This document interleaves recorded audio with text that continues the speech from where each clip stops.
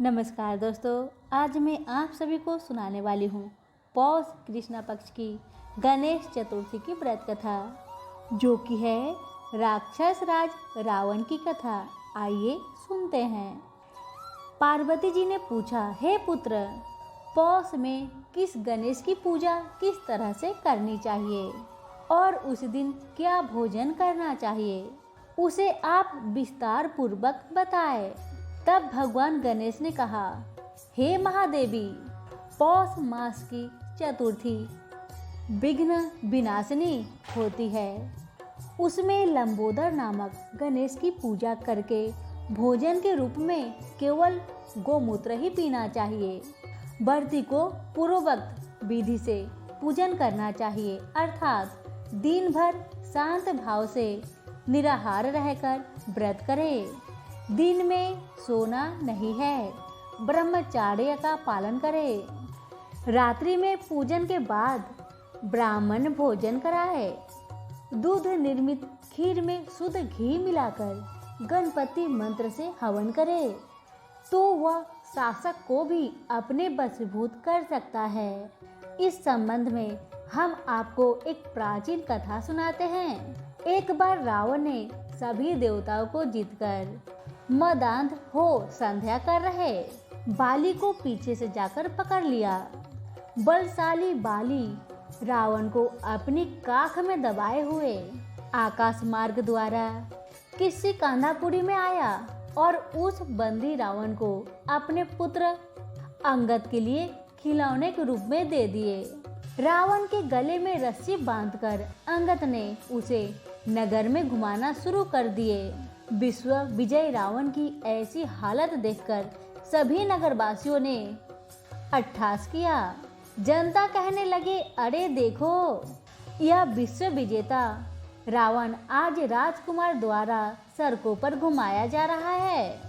पुरुष वासियों की बात से रावण बहुत ही लज्जित होकर ऊंच सांसें लेने लगा। उसका दर्प चूर हो गया। उसने अपने नाना पुलस्त्य मुनि का स्मरण किया। अपने नाती की दीन पुकार से मुनि को आश्चर्य हुआ कि उसकी नाती की ऐसी दशा क्यों हो रही है। अत्यंत गर्व करने से देव दानव मनुष्य आदि सभी का पतन अवश्य भावी होता है। रावण के समीप आकर मुनि ने पूछा कि तुमने मुझे क्यों याद किया। रावण ने कहा, देवताओं को जीतने के कारण गर्व करने से मेरी यह दुर्गति हुई है। मैंने संध्या करते हुए एक वानर राज को देखा। पश्चिमी महासागर के तट पर मैंने उसे पीछे से पकड़ने की चेष्टा की, परंतु मैं ही उसके द्वारा पकड़ लिया गया। मुझे उसने यहाँ लाकर गले में रस्सी बांधकर अपने लड़के को खेलने के लिए दे दिया।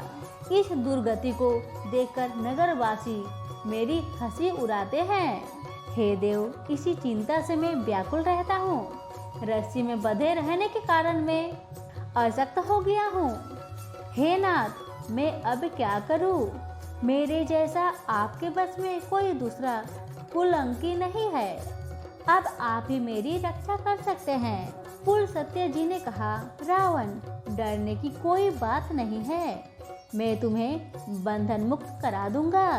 यह बलि देवराज इंद्र के वीर्य से उत्पन्न है और पराक्रम में तुमसे बढ़कर है। इसकी मृत्यु महाराज दशरथ के पुत्र श्री राम के हाथों होगी।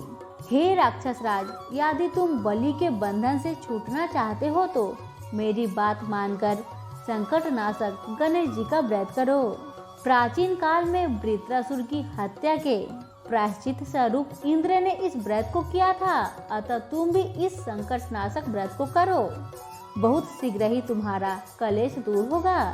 इस प्रकार आदेश देकर ब्रह्म ऋषि वन में चले गए और इधर रावण ने व्रत का अनुष्ठान किया। हे देवी, इस व्रत के प्रभाव से रावण तत्काल ही बंधन रहित हो गया और सुखपूर्वक अपना राज्य करने लगा। भगवान कृष्ण कहते हैं कि हे युधिष्ठिर, आप भी इस व्रत को कीजिए। इस व्रत के प्रभाव से समर में समस्त शत्रुओं का अहंकार करके आप अपने उत्तम राज्य को प्राप्त करेंगे। कृष्ण जी की यह बात सुनकर युधिष्ठिर ने भी विधि पूर्वक पौष कृष्ण चतुर्थी व्रत किया और इस व्रत के प्रभाव से उन्होंने अपने राज्य को पुनः प्राप्त किया। सभी बोले गणपति महाराज की जय हो। धन्यवाद।